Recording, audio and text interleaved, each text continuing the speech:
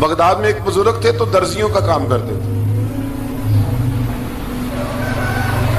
اللہ کے نبی حضرت ادریس علیہ السلام بھی درزیوں کا کام کرتے تھے.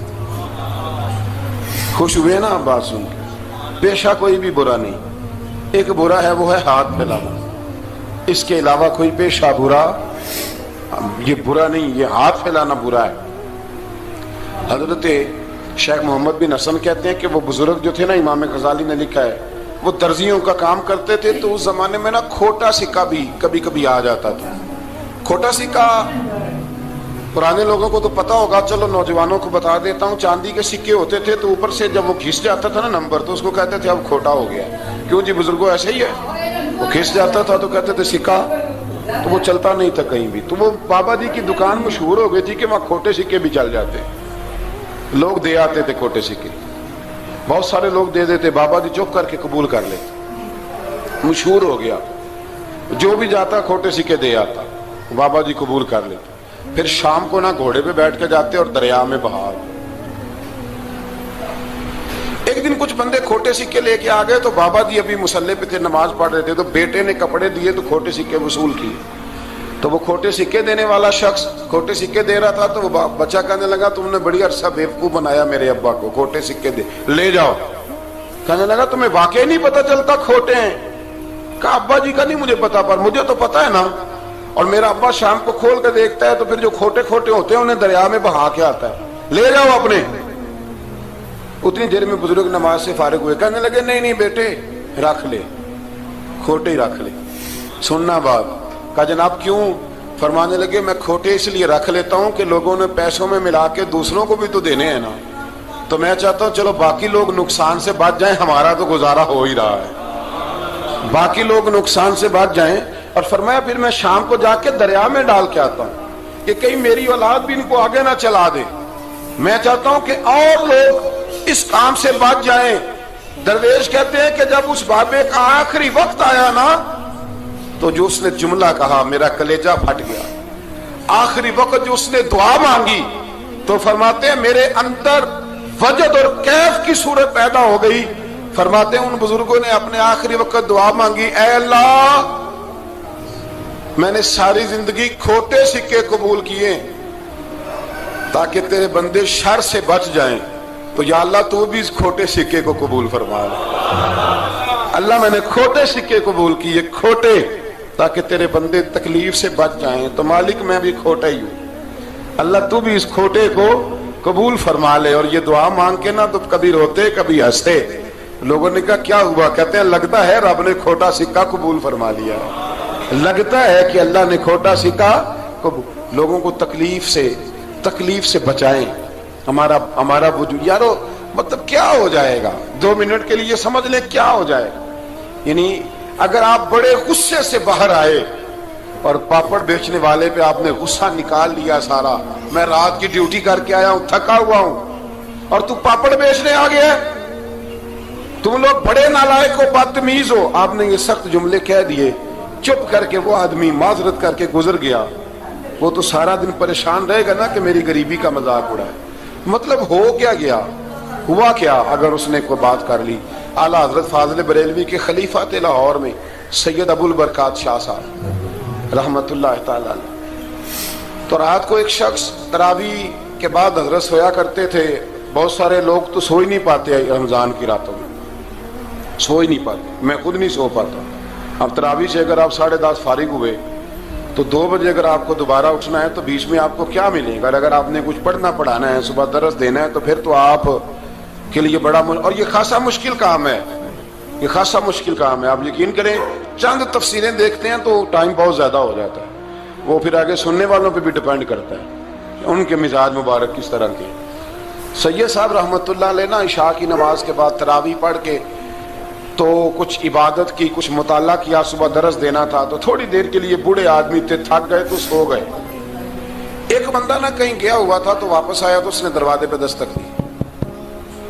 تو سید صاحب کے بیٹے تھے، بخاری شریف کی شرح لکھی، بڑے عالم تھے سید محمود رضوی صاحب رحمت اللہ. رضوی صاحب کہتے میں نے دروازہ کھولا، میں نے کہا ہاں جی بولو. کہنے لگا جی میں نے سید صاحب سے ملنا ہے. مفتی اعظم پاکستان تھے وہ، لاہور میں حزب الاناف ادارہ تھا، سید ابو البرکات شاہ. میں نے حضرت صاحب سے ملنا ہے، تو کہا کوئی حکم ہو تو مجھے نہیں، کہ میں نے انہی سے ہی ملنا ہے، یہ بھی بڑا مسئلہ ہوتا ہے، میں نے انہی سے ہی ملنا ہے، چلو ٹھیک ہے جی انہی سے مل لو۔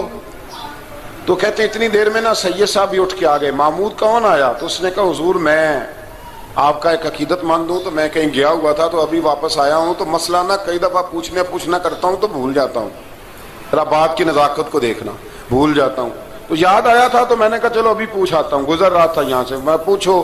کہنے لگا جی پوچھنا یہ تھا کہ جس نے فرض جماعت کے ساتھ نہ پڑھے ہوں رمضان میں، تو کیا وتر جماعت سے پڑھ سکتا ہے؟ مسئلہ پوچھنا تھا۔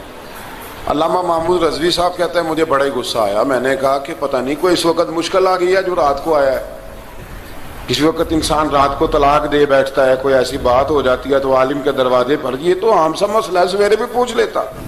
اتنی تکلیف دی اس نے، کتنی بڑی اذیت ہے، اور ایسے ہوتا ہے، ہم نہیں احساس کرتے کہ یار تھوڑا سا دیکھ لیں، ماحول کو دیکھ لیں، طبیعت کو دیکھ لیں۔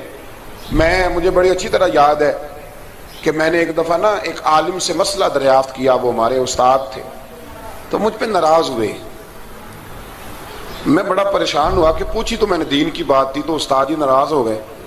استاد واپس آیا تو یہ کہنے لگے تمہیں پتہ ہے میں شوگر کا مریض ہوں، میں بڑی تکلیف میں تھا، اور میں نے نماز کے لیے میں جلدی کیوں اٹھ کے چلا گیا تھا، میں نے ایک روٹی کھانی تھی، مجھے کچھ ہو رہا تھا، تو اب میں اگر تجھے انکار کرتا، دین کی بات تھوڑا دیکھ لیا کرو، مزاج کو سمجھ لیا کرو، تم سمجھتے نہیں، احساس نہیں پیدا کرتے۔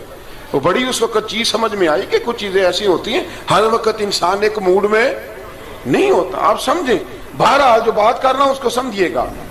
تو وہ کہتے ہیں کہ سید صاحب نے اس کو کہا، میں بات ختم کرنے لگا ہوں، کہا کہ وہ اگر نہیں نہ پڑھے فرد جماعت کے ساتھ تو بہتر یہ ہے کہ وتر بھی جماعت سے نہ پڑھو۔ وہ بندہ مطمئن ہو کے چلا گیا، سید صاحب اپنے کمرے میں چلے گئے، تو علامہ صاحب کہتے ہیں مجھے بڑا غصہ آیا، میں نے اس کو بلایا، میں نے کہا کہ کیا تیری جان کے مصیبت میں آئی ہوئی تھی؟ اسی وقت ہی مسئلہ پوچھنا تھا، اسی وقت ہی پوچھنا تھا، دن نہیں چڑھنا تھا، یا تجھے حضرت اسرائیل بتا گئے تھے کہ تیری آخری رات ہے؟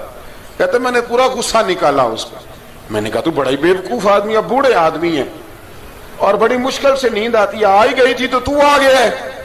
کہتے میں غصہ کر رہا تھا تو سید صاحب آ گئے، تو آ کے مجھے ڈانٹا، چپ کر، اس طرح کسی کے ساتھ بات کرتے ہیں؟ پھر اس کو کہنے لگے بھائی معاف کرنا، یہ ابھی بچہ ہے، اسے پتہ نہیں۔ کہتے ہیں پھر مجھے کمرے میں لے گئے اور بہت بڑا ہی جملہ کہا، اگر آپ اپنا کلیجہ ٹھنڈا کرنا چاہیں نا تو اس طرح بھی کر سکتے ہیں، بہت بڑا جملہ کہا، کہنے لگے معبود مسئلہ تو میں نے بتایا، تمہیں کیا تکلیف ہوئی؟ اور پھر فرمانے لگے شکر کرو اللہ کا، اس دور میں بھی کوئی دین کی بات پوچھتا ہے، شکر کرو اللہ کا، اس دور میں بھی کوئی دین کی بات پوچھتا ہے، شکر کرو اللہ کا، کوئی دین کی بات پوچھتا ہے، ورنہ تو لوگ پوچھتے ہی نہیں۔ تو اگر آپ خوش کرنا چاہیں اپنے آپ تو آپ سائیکل والے پہ غصہ کرنے کی بجائے یہ بھی تو کہہ سکتے ہیں نا شکر ہے رزق حلال کما رہا ہے، مانگ کے نہیں کھاتا، شکر ہے یہ محنت کر رہا ہے اپنی۔ تو آپ اپنے ذہن کو اس طرح کا بنائیں، سوچ کو اس طرح کا بنائیں۔ آج اس جمعے میں ہم نے ارادہ کرنا ہے کہ ہم نے آسانیاں دینے کی کوشش کرنی، ہم نے لوگوں کو تکلیف نہیں دینی، ہم نے کسی کو آزمائش میں مبتلا نہیں کرنا، ہم نے کوئی ایسا کام نہیں کرنا جس کی وجہ سے لوگ سمجھیں کہ یہ آدمی بوجھ بن گیا۔ کبھی بوجھ نہ بنے یارو، کتنا بدبخت ہے وہ آدمی جس کے مرنے کی لوگ دعا مانگے، اس کے مرنے کی۔ حضرت عبداللہ ابن مبارک کے پڑوس میں ایک یہودی رہتا تھا، یہودی تھا، یہودی۔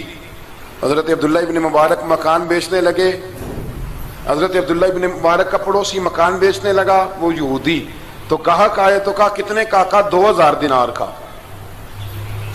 2000 دینار۔ تو انہوں نے کہا کہ اس گلی میں، اس محلے میں تو 1000 دینار کا مکان ہے، تو تیرا 2 کا کیوں ہے؟ کہنے لگے 1000 میرے مکان کا اور 1000 عبداللہ ابن مبارک کے پڑوسی ہونے کا، اس لیے کہ اتنا شاندار پڑوسی تمہیں کبھی نہیں ملے گا جس کی ہم نے کبھی آواز ہی نہیں سنی۔ 1000 روپیہ لوں گا ان کے پڑوس میں جگہ دینے کا، 1000۔ تو شخص کہنے لگا یہ تو نے عجیب بات کر دی، حالانکہ تو یہودی ہے، یہ تو نے عجیب بات کر دی۔ تو کہنے لگا 3 دن میری گلی میں آ کے رہ، تو دعائیں مانگے گا کہ یا اللہ میں یہیں رہنا چاہتا ہوں، تو دعائیں مانگے گا کہ اتنا اچھا انسان، اتنا خیال رکھنے والا، اتنا خیال والا